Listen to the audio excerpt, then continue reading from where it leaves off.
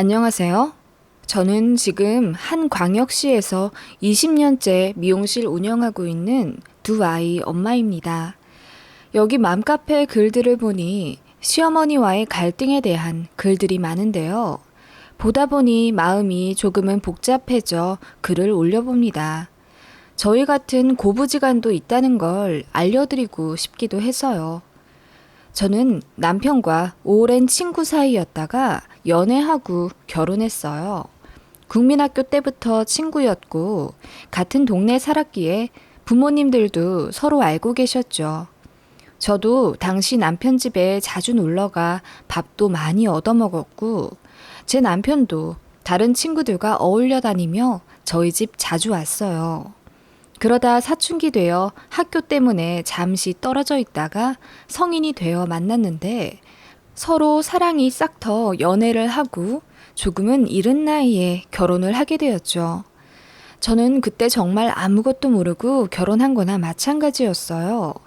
지금에야 정보도 많아지고 인터넷도 발달되어서 시댁에 대한 각종 썰들을 미리 알고 시집살이에 대한 예방도 어느 정도 해갈 수는 있지만 당시에는 솔직히 시어머니에게 찍소리도 못하고 사는 게 대다수였죠. 지금 생각하면 저는 정말 운이 좋은 거였습니다. 아무것도 모른 채로 시집간 그 집은 최고의 시댁이었으니까요. 어렸을 때부터 서로 알고 지냈다고 했잖아요. 맞아요. 저희 시어머니는 제가 어렸을 때부터 저를 정말 예뻐해 주셨어요.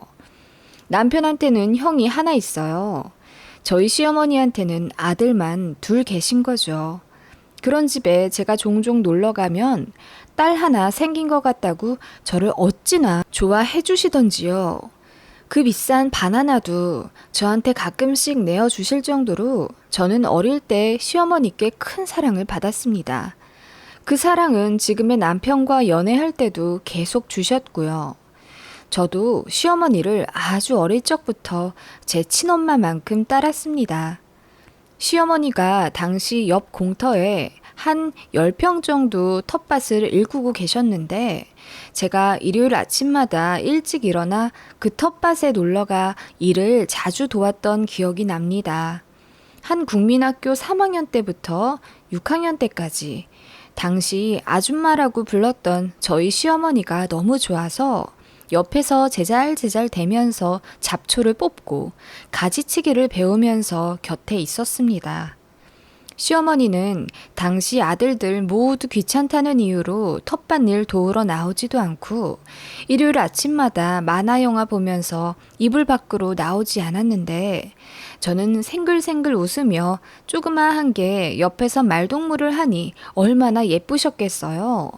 그래서 저 준다고 일부러 멀리 시내까지 나가 귀한 떡도 사오셔서 참도 내어주시고 가끔 텃밭에서 벗어나 꽃 구경도 하러 냇가도 산책하곤 했네요. 제가 중고등학교를 다른 지역으로 가게 되어서 잠시 떨어져 있긴 했지만 종종 본가에 왔을 때도 일부러 시간을 내어 아줌마, 그러니까 저희 시어머니를 보러 남편 집에 갔었습니다. 그만큼 저는 시어머니랑 아주 예전부터 참 각별한 사이였습니다. 제가 남편과 연애할 적 잠시 급성 간염을 앓아서 많이 아팠던 적이 있습니다. 당시 간 수치가 어마어마하게 올랐고 지금에야 약이 좋아 입원하면 바로바로 내려간다지만 제가 입원했던 그 당시만 해도 그렇게 의술이 좋지 않았고 간 수치가 너무 오르면 사망하는 사례도 많았던 급성 간염이었어요. 제가 온몸이 노래져 병원 침대에서 정신 못 차리고 있을 때 제 모습을 보고는 다리에 힘이 풀릴 정도로 깜짝 놀라시며 저희 부모님보다 더 오열하시군 의사 선생님께 저 좀 살려주라고 옷 붙잡고 우셨던 시어머니셨습니다. 그리고 저는 다행히 좋아져 퇴원했는데 시어머니가 아직 며느리도 아닌 저에게 간에 좋다는 가시오가 피며 헛개나무를 질 좋은 걸로 가득 구해서 저에게 보내시더라고요. 한 번 간염 앓으면 계속 피곤하고 힘들어 할 수 있다며 저를 정말 친딸처럼 보살펴 주셨습니다. 그렇게 저는 시댁에 대한 두려움이라고는 개미 눈곱만큼도 없는 상태로 지금의 남편과 결혼하게 된 것이죠. 그것도 아주 자연스럽게 말이에요. 결혼한다고 했을 때 시어머니가 하신 말씀이 생각납니다. 이제 정말 가족이 됐으니 마음껏 잘해줄 수 있어 좋구나. 그동안은 더 해주고 싶어도 내가 명목이 없어서 덜 해줬다. 이제는 정말 내 딸이 되어 내가 아주 행복하다. 하곤 눈물을 훔치셨던 시어머니였습니다. 그 모습에 저도 덩달아 눈물이 났죠. 그렇게 행복도 잠시, 시아버지가 불의의 사고로 정말 갑자기 돌아가시게 되었습니다. 너무 힘들어 하셨던 시어머니라 제가 먼저 합가하자고 의견을 드렸어요. 아주버님은 미혼 상태에 한 달에 한 번씩 출장을 나가시며 바쁘게 일하셨기 때문에 어머님을 모실 여력이 안 되었고, 저는 밤에 잠도 제대로 못 주무신 채로 하루하루 살이 빠져 피골이 상접해가는 시어머니가 너무나도 걱정이 되었습니다. 그렇게 제가 거의 반강제로 어머님을 모셔왔어요. 당시 저에게는 첫째 아들이 있었고 1살이었습니다. 어머님은 손주 재롱과 육아에 정신이 없으셨고 저도 어머님을 웃게 만들기 위해 부단히도 노력했네요. 남편도 참 효자에다 저희 친정부모님도 같이 단풍 구경이나 서해안에 왕새우 먹으러 가자는 핑계로 시어머님을 자주 불러내어 가족 나들이를 가곤 했습니다. 그렇게 어머님은 점점 표정이 밝아지셨고 배우자 잃은 슬픔을 극복하셨어요. 어머님께서 다 제 덕분이라고 하시며 제가 복덩이라고 항상 저를 추켜 세워주시며 아껴주셨습니다. 저도 어머님 모시고 살며 단 한 번도 합가를 후회한 적이 없습니다. 저희에게 어느새 둘째 아이도 생겼고 저도 제 이름으로 개업한 미용실이 잘 자리 잡을 동안 남편과도 참 많은 에피소드가 있었습니다. 평범하다면 평범하겠죠. 사랑으로 결혼했던 저희지만 누구나 그렇듯 사소한 것으로 부부싸움을 종종 했고 어머님께 티 안 내려고 해도 눈치가 귀신 같은 어머님은 남편을 혼내며 저에게 무조건 사과하라고 하셨습니다. 남편은 투덜대면서도 어머님 말을 들으며 저에게 못 이기는 척 사과했고 저는 그런 모습이 웃겨서 풀리고 말았습니다. 그리고 저는 그 힘으로 가족에게 더 열심히 헌신했고 미용실 일도 코피가 날 정도로 성실하게 운영했습니다. 남편과 저희 힘으로 어느새 40평대 아파트도 장만했고 어머님 방도 따로 만들어 드릴 정도로 저희는 많이 성장했습니다. 그러다 보니 저도 이제는 차를 좀 끌고 다니고 싶더군요. 그동안 동네 장사만 했었고 남편이 거의 운전하며 생활하다 보니 저는 차가 필요 없었거든요. 그런데 아들놈들이 많이 크고 나니 가고 싶다는 곳도 많아지고 미용실에 스태프들이 많아져 원장인 저는 시간이 좀 남다 보니 이제는 운전을 하고 싶더라고요. 그래서 시간을 내어 면허를 바로 땄습니다. 저희 남편 차는 K사에서 나온 국산차 카니발입니다. 그 차를 몰려고 하니 솔직히 커도 너무 크더라고요. 저희가 대가족이라 패밀리카를 큰 차로 산 이유가 있는데 저까지 그걸 몰려고 하니 좀 부담스러워서 새로 차를 산다고 알아보다가 처음엔 경차를 타려고 했는데 시어머니가 반대하시더라고요. 돈을 대줄 테니 좋은 차로 사라고 하셨습니다. 저는 굳이 시어머니 돈을 받으면서까지 차를 사고 싶진 않았죠. 그때 남편 친구가 자기가 타고 다니는 아우디를 저에게 헐값에 넘길 테니 사라고 하더라고요. 남편 사업하면서 알게 된 친구였고 차가 3대나 있는 나름 부자였습니다. 아우디가 지겨워져서 파는 거라며 겨우 3년 된 거에다 키로수도 적으며 상태도 좋고 고장 한 번 안 난 거라며 아는 사람이니 중고 시세에 60%만 받겠다며 제안하더라고요. 남편과 차 좀 둘러보다가 바로 수락했습니다. 처음부터 외제차라니 조금 부담스럽긴 했지만 중고차이고 게다가 가격도 싸게 샀으니 거의 국산차 가격이나 마찬가지였거든요. 그렇게 차를 인수했습니다. 그런데 제 차를 보는 시어머니 표정이 좋지 않았어요. 보자마자 인상을 찌푸리시군 꼭 이 차여야 했냐며 탐탁지 않아 하셨죠. 어머님, 왜 그러세요? 차가 마음에 안 드세요? 아, 마음에 안 든다기보다는 됐다. 이러시며 말씀을 아끼시더군요. 이러신 적이 거의 없으신 터라 좀 의아하긴 했지만 새 차가 생긴 설렘에 그마저도 잊혀지더군요. 어머님은 그 이후로도 제 차에 대해 안 좋게 말씀을 하셨어요. 종종 어머님을 보조석에 태워드리고 마트에 갈 때가 있었는데 차에 타실 때마다 차에서 안 좋은 냄새가 난다고 하시고 느낌이 별로 좋지 않다고 하셨어요. 저는 아무 냄새도 안 났고 일부러 3만 원짜리 고가 방향제도 사서 차 안에 두었는데도 그러시니 괜히 신경 쓰이더라고요.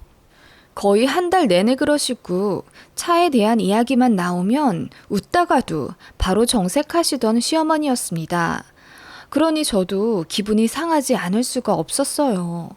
분명 좋은 차 타라고 먼저 권하신 어머님이 정작 제가 남편보다 더 좋은 외제차를 끌고 다니게 되니 마음이 안 좋으신 걸까 싶더라고요. 남편에게 조심스럽게 말하니 남편이 본인 어머니가 그럴 리 없다. 예전부터 알지 않느냐. 나보다 당신을 더 좋아한다며 그런 생각하지 말라고 했죠. 저도 그냥 애써 생각하지 않으려 했지만 어머님이 어느 날 이러시더군요. 애미야, 그 차 꼭 타야겠냐? 네? 어머님, 왜 그러세요? 저번부터 제 차에 대해 계속 안 좋게 말씀하시고 저 서운하려고 해요. 저도 꽁에 있는 성격은 아니라 바로 어머님께 서운하다고 말했더니 처음으로 화를 내시더군요. 그 차는 아닌 것 같아. 다른 차를 다시 사는 게 어떠냐? 어머님, 왜 그러세요? 좋은 차 타라고 하셨잖아요. 어머님, 솔직하게 말씀하셔도 돼요. 제가 그 이보다 좋은 차 끌어서 마음이 안 좋으신 거예요? 뭐? 내가 그럴 리가 있겠니? 어떻게 말을 해도? 하시며 어머님이 노발대발 화를 내시군 방에 들어가셨습니다.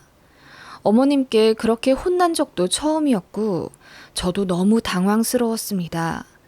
제 친한 친구들도 제가 시어머니와 그렇게 애틋한 사이인 걸 알기에 제가 이번 일에 너무 상심해서 친구들에게 고민을 털어놓았더니 시어머니도 시자는 시자라 아들보다 좋은 차 끄니 내심 속이 꼬여서 그러시는 거 아닐까 하더라고요.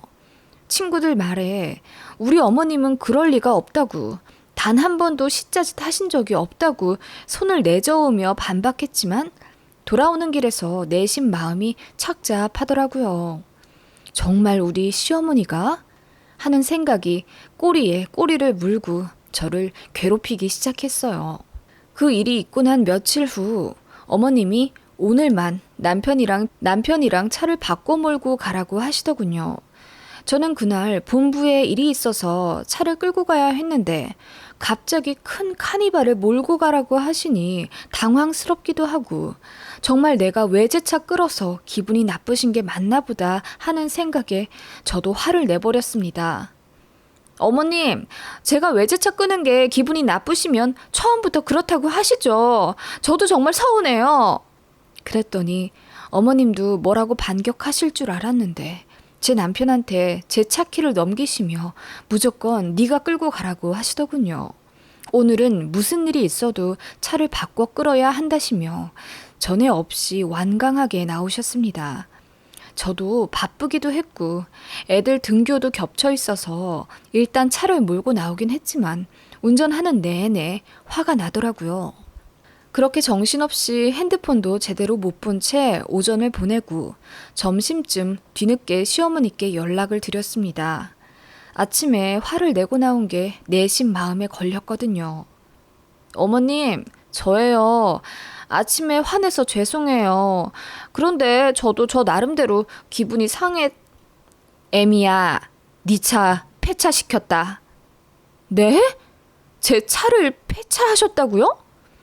너무나도 기막힌 그 말씀에 저는 어안이 벙벙해 아무 말도 할 수가 없었어요.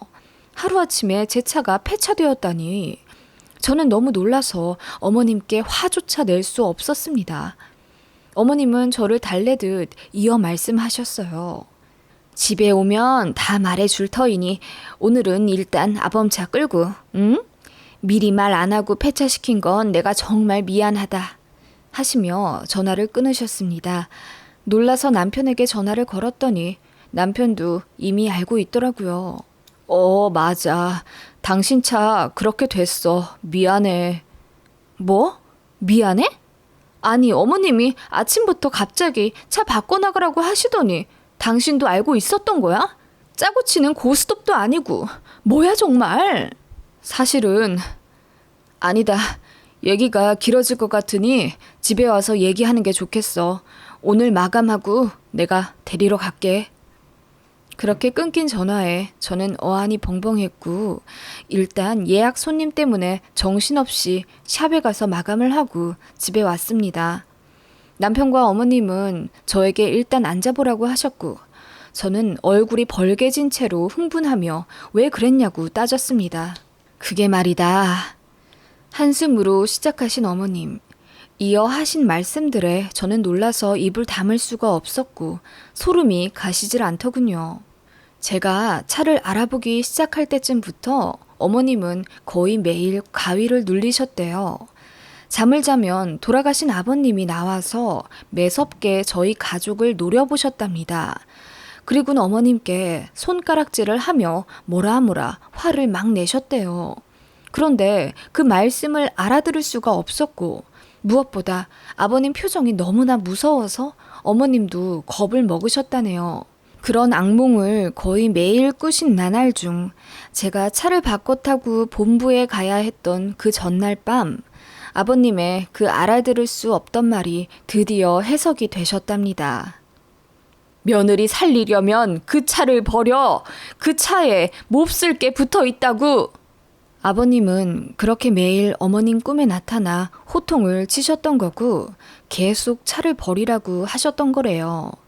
생전 꿈에 나오지도 않은 남편 꿈인데 그렇게 오싹한 내용으로 나오니 어머님도 마음이 계속 무거우셨던 거죠. 제 차에 뭔가 문제가 있다는 것 같은데 과학적인 얘기도 아니고 고작 어머님 꿈이니 그렇지만 그냥 넘기기엔 한 달 가량을 계속 같은 내용으로 눌리니까 어머님이 아무래도 이상하다 싶어 남편에게 말을 하셨답니다. 점검이라도 제대로 받아보라고.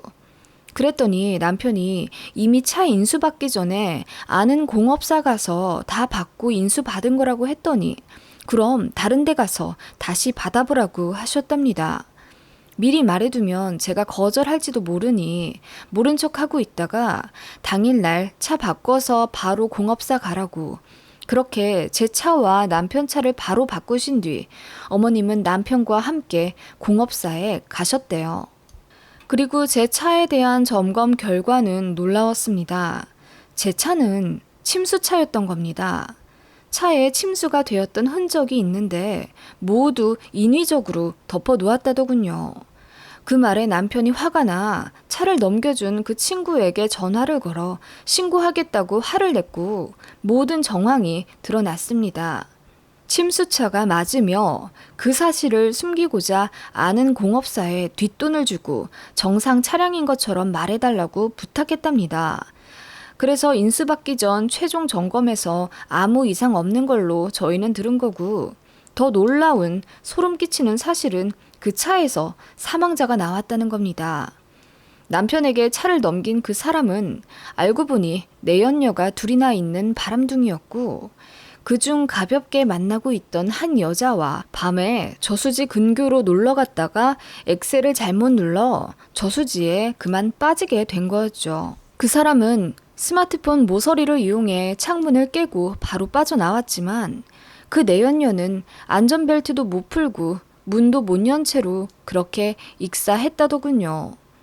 그런 차를 그 사람은 지인에게 판다는 이유로 60% 할인한다는 그럴듯하게 현혹해서 저희에게 팔아 넘긴 것입니다. 아니나 다를까 차량 내부에 결함이 많아 만 킬로도 제대로 못하고 고장날 뻔했다며 고속도로로 안 나간 게 다행이라고 했다더군요.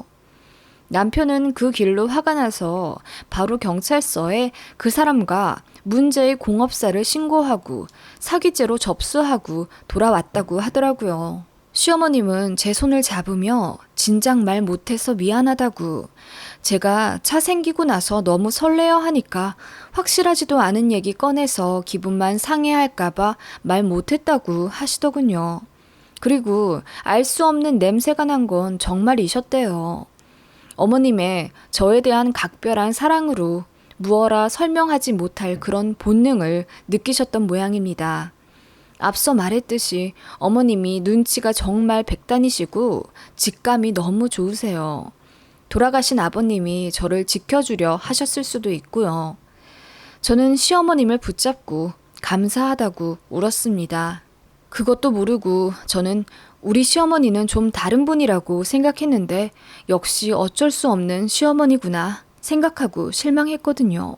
정말 죄송하다고 했고 어머님은 충분히 그럴 수 있겠다 하시며 저를 이해해 주셨습니다. 그리고 남편은 어머님께 정말 많이 혼났다고 하더라고요. 제대로 알아보지도 않고 와이프한테 그런 차를 타게 했다면서 아무리 싸도 그렇게 덥석받으면 어떡하냐면서 아주 혼쭐을 내셨다고 해요. 그리고 이제 다시는 중고차 사지 말고 새 차 사라고 하시며 돈을 주신다고 하셨어요.